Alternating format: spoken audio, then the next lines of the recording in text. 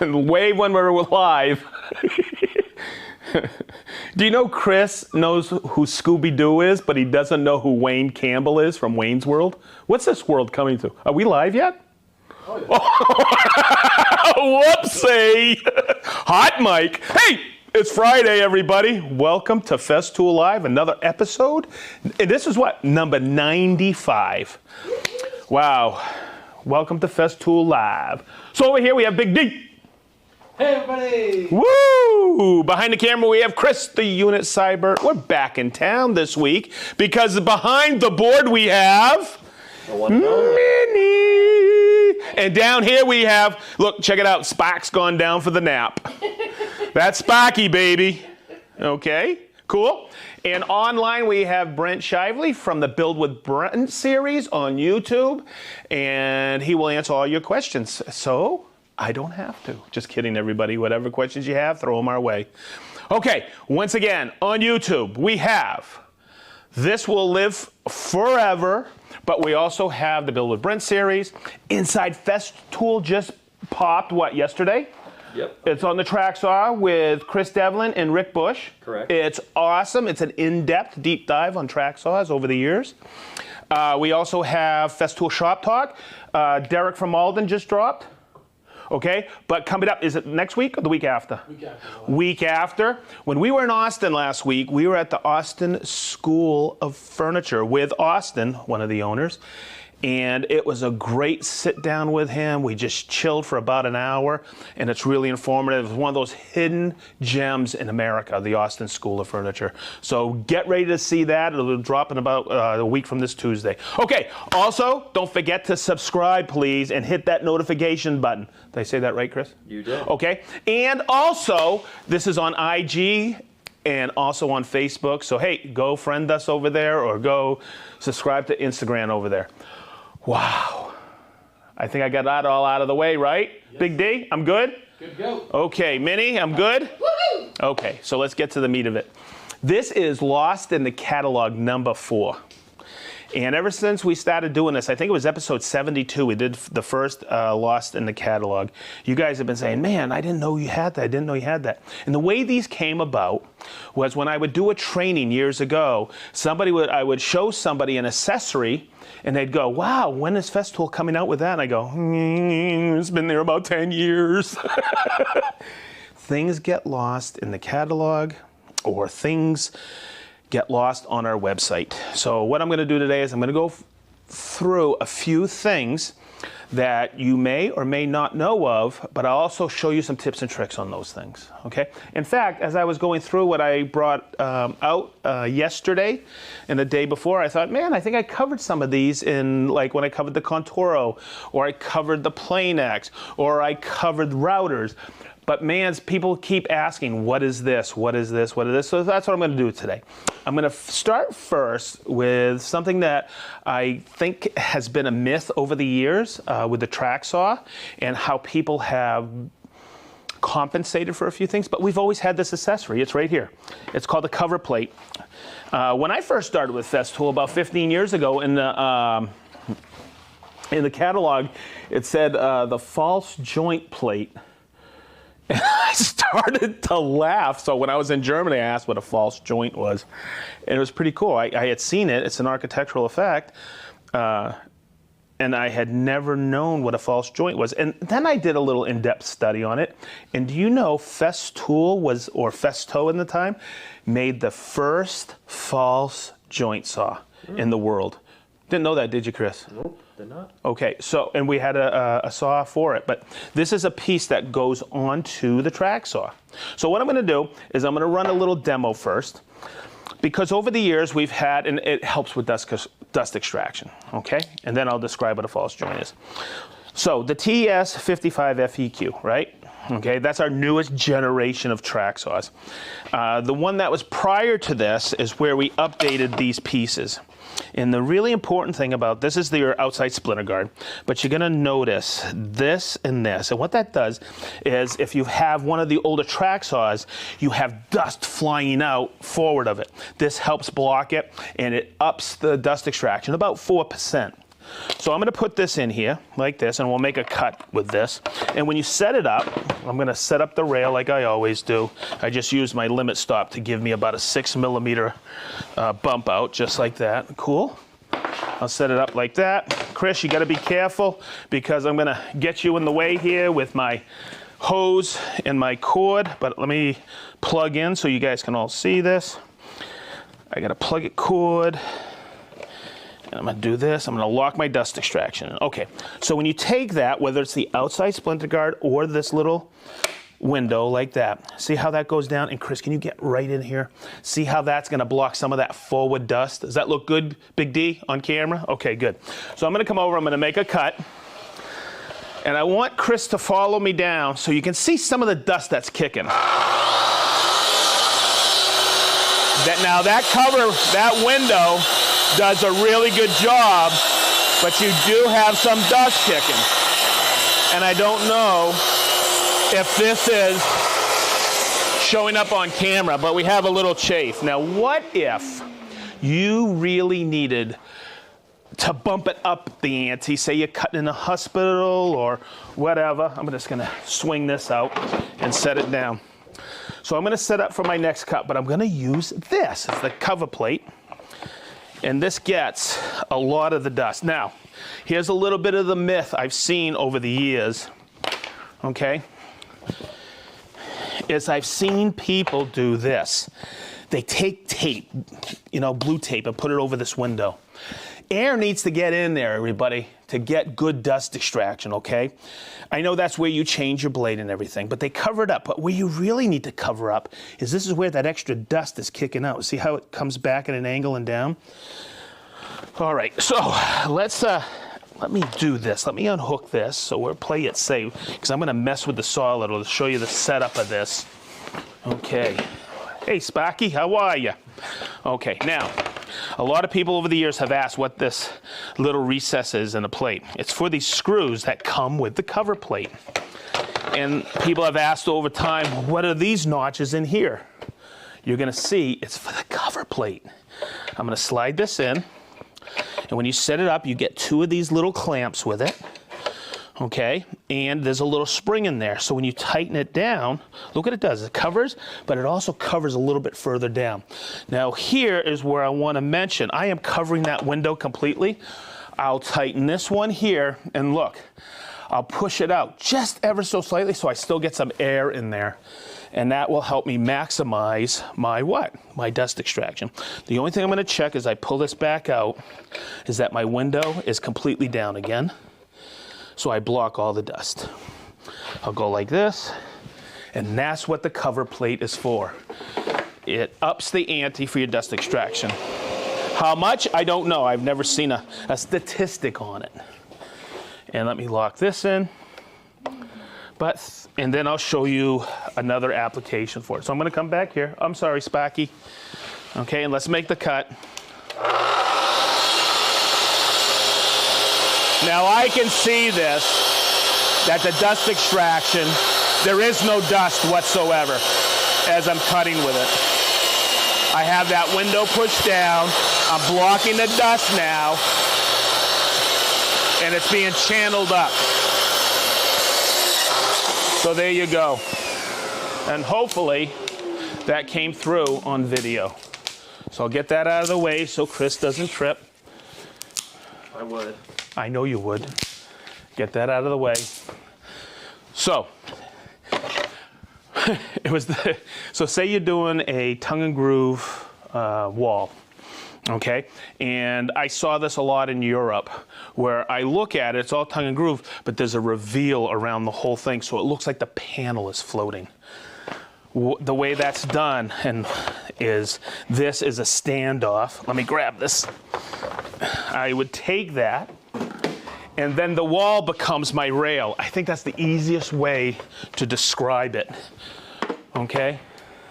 So if I take this, and I know what my offset is, I could take this like this, lock it in, and create that false joint. So it looks like the panel is floating.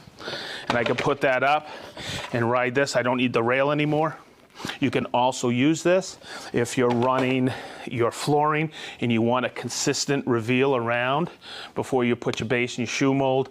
You can use that. People can use it if they put a floating floor down and they need a little bit more instead of the 5/8 away or 15 millimeter from the here to the blade. They can put this and get more reveal with it without the track on the floor. Hopefully that sounded correct, everybody, but that's what a false joint is. It's a standoff. Cool? All right, so there you go. There's the first one. Now number 2. I covered this with the Contoro. This is the scraper. It's a carbide scraper. It comes with this wonderful, wonderful necklace. All right, and of course you have the radiuses here.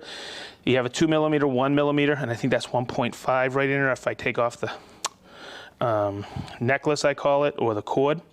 But this is solid carbide. Doesn't need sharpening. Okay, it is at a perfect 90 degrees. So when I take this, and I've had people comment, this is how you should use a scraper. No, I would mar this. So the way I do it is I run my Contoro, I use my MFK to trim this. But Chris, come in here so you can see this, and look what this does. I can trim it right down just like this and get a perfect bead and clean it up absolutely perfectly as I come down, okay? So that is what that's for. I can come back, I got more over here. I got a little here so you can see the cleanup. Okay, but this helps clean the residual glue off, and this is why we have it. See that? See how it comes right off? And just a little bit of cleanup, a little bit of fleece on there, and I can clean it right up, okay? So this is what this is actually for. But when I heard it was a scraper, I wanted to try it because I do a lot of handwork at home. And I grabbed some cherry when I first got this, and I brought it in, and I went, I wonder if this works, because here's a card scraper I brought from home. I've always worked with one of these, and it has a little burr on it, right? But when I'm scraping, see, it creates a little bit of fluff, so I can clean it right up before I hit it with my sander. So I grabbed one of these, and check this out, everybody. Look how nice this works. It's the same thing, man. I can scrape this really clean. So there you go. So this makes a great scraper. What else do you use a scraper for? Right here. A lot of people would automatically hit this with what? With sandpaper in between coats, but this acts as a perfect denibber. And what's a denibber? A nib, well, you should know what a nib is.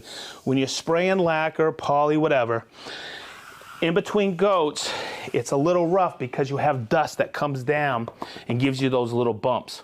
Or maybe a little fly comes in there or whatever. This helps you denib. Okay, absolutely perfect. And you can actually take this and put it at a, see look, I'm actually seeing that come up and grab some. See that? And you can scrape your finish like this, absolutely perfect, instead of sanding. So there you go. That's the scraper. Scraper.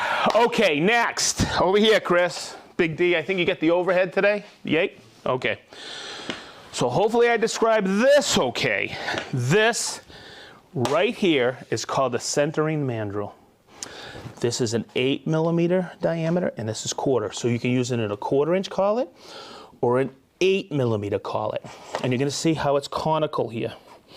And what this is for, it's for, in our lineup, we have template guides, but the OF 1010 REQF, the newer one or the older one, doesn't have a self-centering template guide system.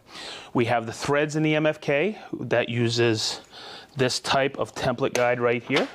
Okay, you can screw that right in. It's perfectly centered on the MFK. We have the clip-in, and we also have the drop-in on the OF 2200 and the OF 1400, so those are self-centering.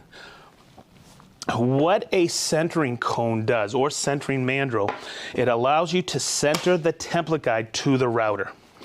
So I left the whiteboard here so you can understand this. Say I'm doing a template, I've mounted my template here, and I need a perfect offset. Okay, and I can set it all up and everything, but here's the problem that lies. Now we're looking at the bottom of the router with the template guide in here. So there's my template guide, right? And that should be exactly in the center. That's the router bit right there. The distance from here to here to here to here has to be absolutely perfect for this scenario to work. But what happens is just because the way routers are made, okay, and bases, is sometimes, and this is an exaggeration, I'm going to take that, and that's my router bit, because the screws need to be moved on other systems that are out there. We have a way of centering. So what happens is, you see this offset is different from this. So when I take that to a template, right, and I'm running that template guide with that router bit, you can, if I start here, when you run the router here, and it changes continually around there, so you don't get a perfect pattern cut, because this would be offset. So the centering mandrel allows you to gain that perfection very easily. So I'm going to do the whole setup here. I'm going to take off, see this little piece right here, this black piece, I'm going to take it off. All right, real simple. Make sure I have it all set.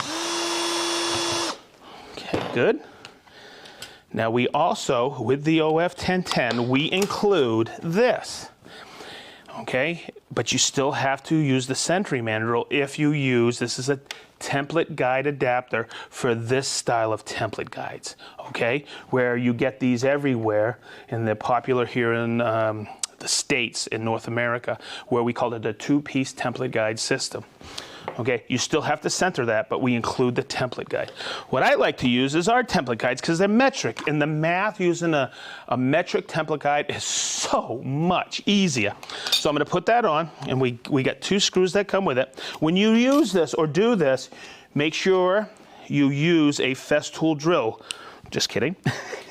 Okay, and I'm going to start these screws really easy like this, and you're going to notice the head on these and the recess is different, so I can use the centering mandrel with this. Okay, so what I'm going to do is I'm going to set my centering mandrel first. I'm going to lock it down, okay, just like this. Okay. I'm going to bring it like this, okay, and get my screws back in there. What was up? Anything? Are we all good? Yeah, Derek's got the overhead. I just wanted to give you some room. So I'm going to put that. This is how I set it up. I get it down close to the collet and get these in close. Sometimes I'm faster with my fingers. Now I'm going to make sure, because I got an 8mm collet, I have that in there like this, okay? And you're going to see how that takes out the slot. But I get a little bit of a trick here. I'm going to get these close. Oopsie. Make sure it's in forward. Okay, and I always go on 1 on this. Okay, so see how I have that movement? I want to make sure I am right down. Oopsie, pulled it right out. Oh boy, I'm always good like that, aren't I? Okay.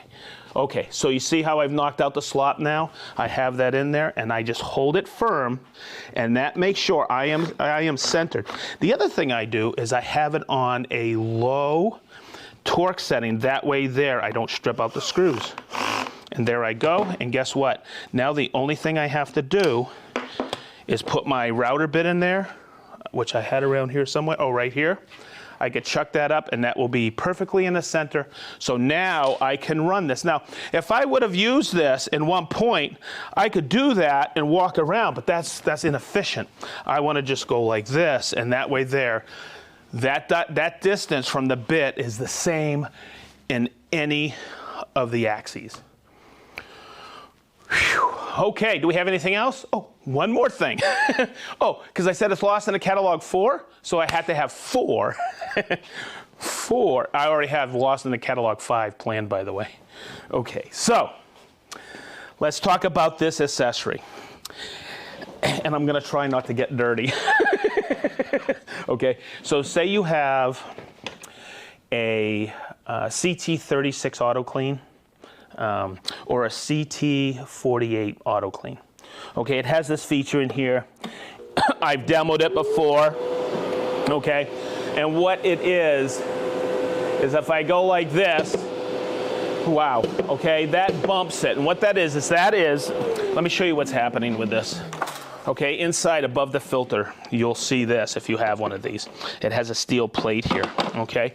And on that steel plate, we put a spring right here, just like this, and there's another piece that goes on top.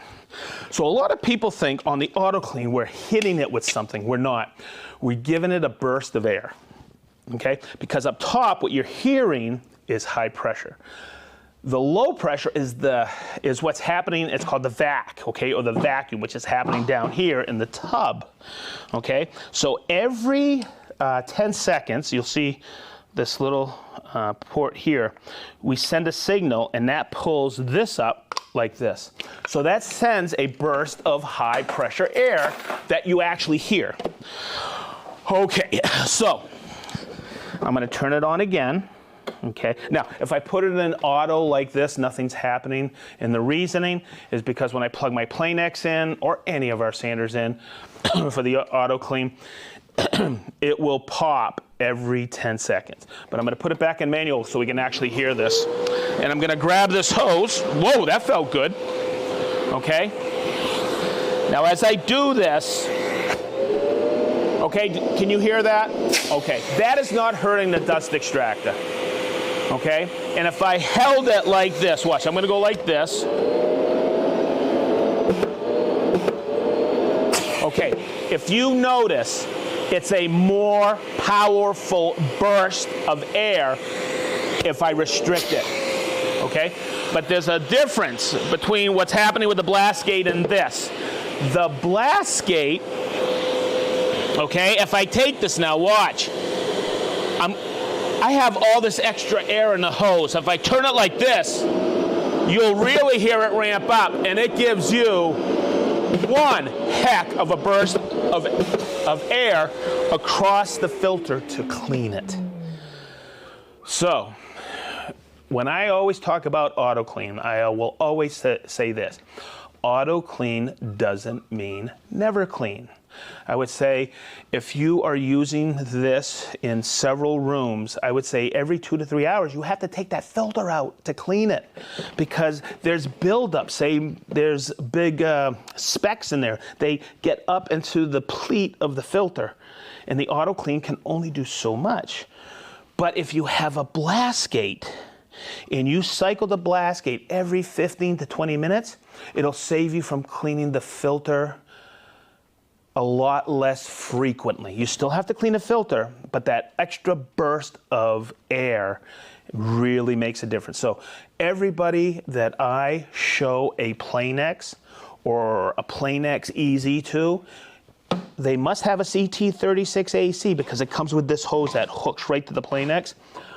But I will always suggest they buy the blast gate. And there's another reason. When I'm transporting everything, if I go like this and I shut it off, that blast gate shuts it off from drywall dust leaching out.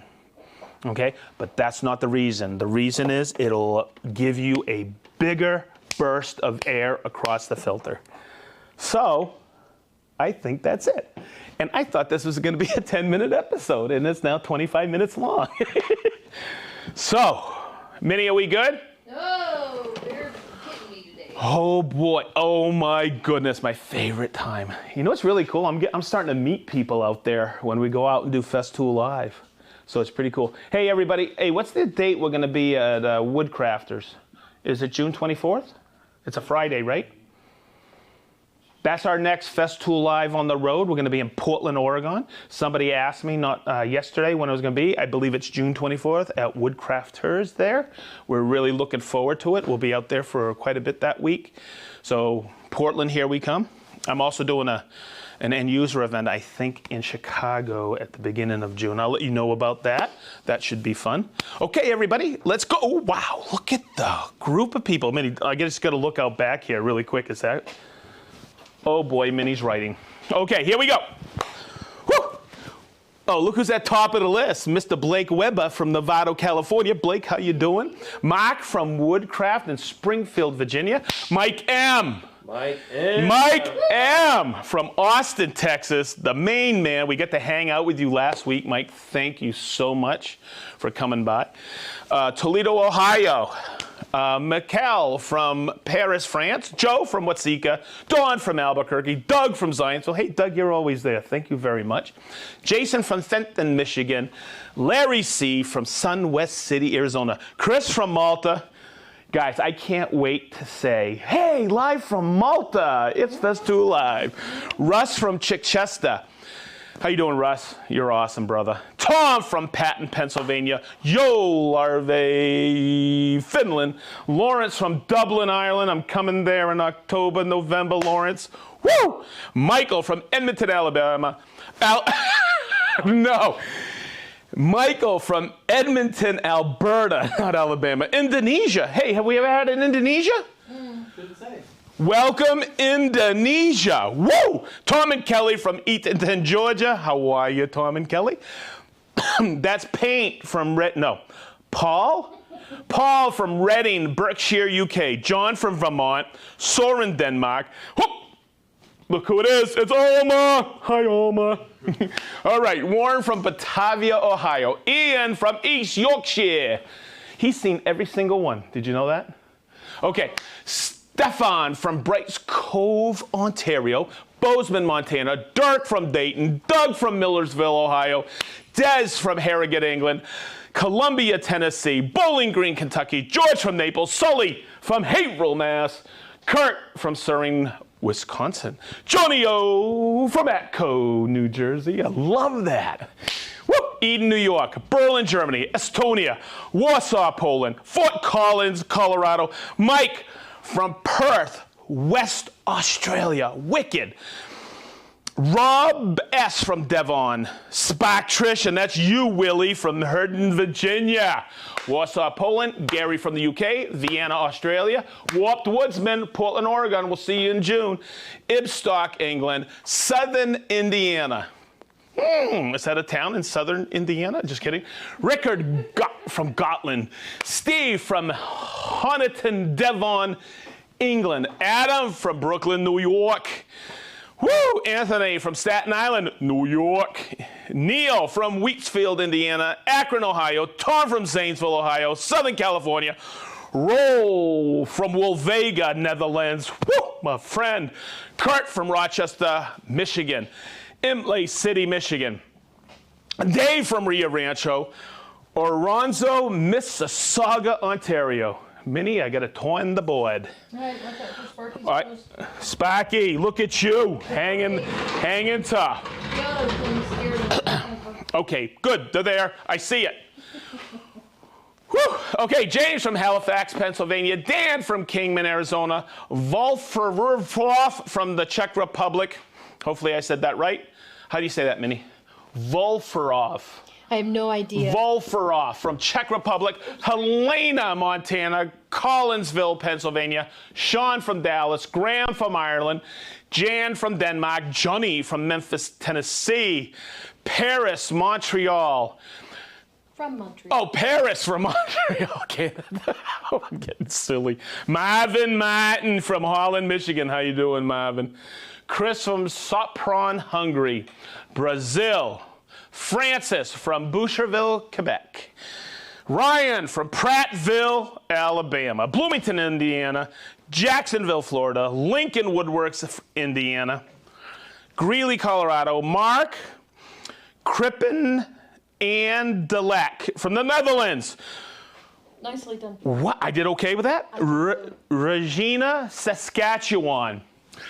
We have Rob from Paris, Illinois. We have Aka from Finland. We have Cedar Rapids, Iowa. Yizu from Suriname. We have Thailand. This is the first time we had Thailand? Mm-hmm. Thailand, welcome. Wow, Serbia, Liverpool, UK. Woo! Ukraine. Is that the Ukraine, man? Yes. That's awesome.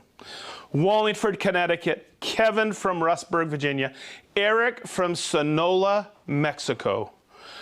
I think I got everybody, Minnie? I believe that you did. Wow, thank you so much. This was, I enjoyed this episode. Did I cover everything? I think you did. You did. All four for episode number 4 of Lost in the Catalog. Okay, I just want to say this. We love you. That's as simple as it gets. Thank you for making our day and Friday, for being there with us. Big D, how many people we have? 115 right now. Wow, fantastic.